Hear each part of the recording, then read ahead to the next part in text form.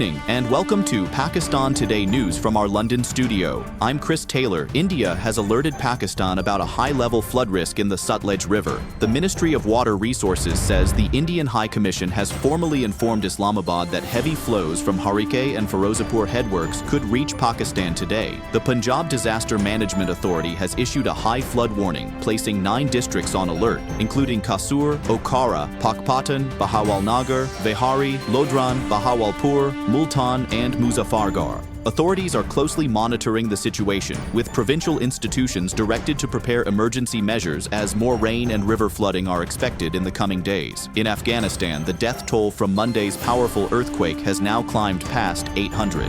The worst-hit area is Kunar province, where several villages have been completely flattened. More than 2,500 people are reported injured, and rescue teams, including the military, are struggling to reach remote mountain hamlets. Helicopters are airlifting survivors to hospitals, but damaged infrastructure and limited resources are hampering efforts.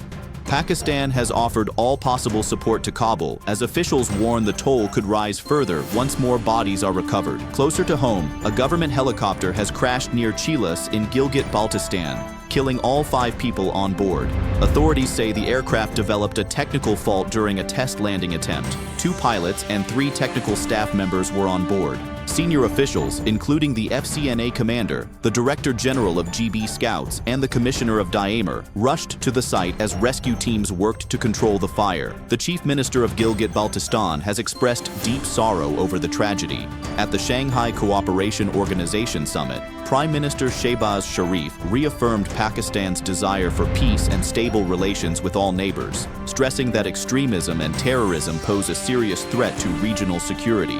He praised China's leadership under President Xi Jinping and highlighted the China-Pakistan Economic Corridor as a landmark project. The Prime Minister noted Pakistan has sacrificed over 90,000 lives in the fight against terrorism, condemned foreign involvement in attacks in Balochistan and Khyber Pakhtunkhwa, and reaffirmed Pakistan's support for Palestine, calling for a 2-state solution. Also at the SCO summit, Chinese President Xi Jinping called on leaders to uphold fairness, justice, and multilateralism, while condemning global bullying behavior. He spoke of China's vision for a new global security order free from external interference. Russian President Vladimir Putin said NATO's eastward expansion must be addressed for lasting peace in Ukraine, while Xi and Indian Prime Minister Narendra Modi discussed strengthening development and trade ties. The summit brought together leaders from 10 permanent members and 16 observer countries, focusing on regional security, cooperation, and alternative global governance. In domestic politics, the scheduled hearing of the Toshikhana II case against PTI founder Imran Khan and his wife Bushra Bibi at Adiala Jail has been cancelled.